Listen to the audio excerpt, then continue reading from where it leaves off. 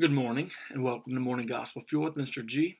It is Saturday, June 4th, the 7th Saturday of Easter, and the feast day of Saint Maria Elizabeth Hesselblad. She was around from 1870 to 1957, so during World War II.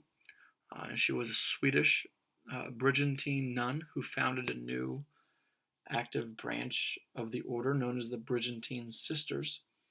Um, Saint Maria, she is recognized as a righteous among the nations due to her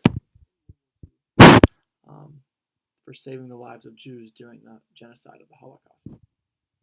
So she is the patron saint of nurses and of converts. So that's Saint Maria Elizabeth Hesselblad. Today's gospel is from John chapter 21, John 21, verses 20 through 25. Let's begin in the name of the Father, Son, and Spirit. Amen. Peter turned and saw the disciple following, whom Jesus loved, the one who had also reclined upon his chest during the supper, and had said, Master, who is the one who will betray you?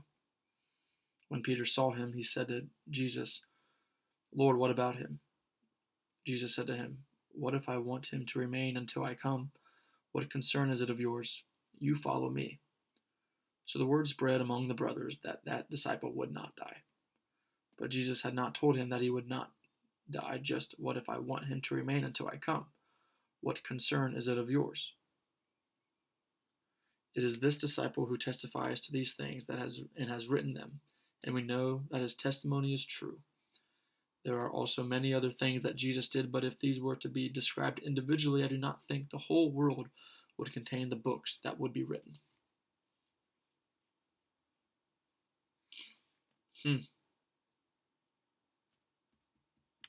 Well, so we have John, the beloved, who's writing this gospel, referring to himself in his writing, so referring to himself in third person. But he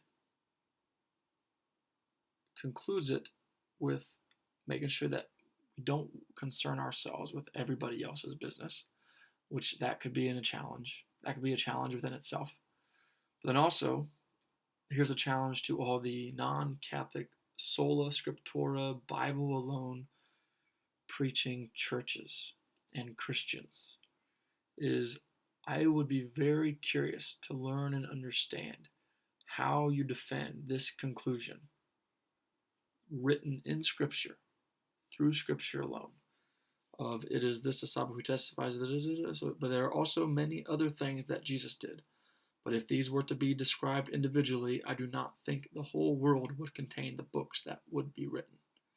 Meaning, not everything that Jesus does and did is written down. And that's one of the reasons why Catholics believe in the Bible, but not Bible alone. We need tradition. We need the magisterium, which is what was yesterday's gospel about with Jesus and Peter, with the magisterium and the authority of the disciples and the church. Like it's a three-pegged system, and if you have one without the other, it's going to fall. So it's a three-pegged stool, and I'm just very curious to how those who claim to believe by Bible alone, how they defend that final verse 25 in John 21. Because I have yet to find one that can defend it without sidestepping it. So that's a challenge also to understand our apologetics. So have a great day. God bless. Keep it real. In the Father, Son, and Spirit. Amen.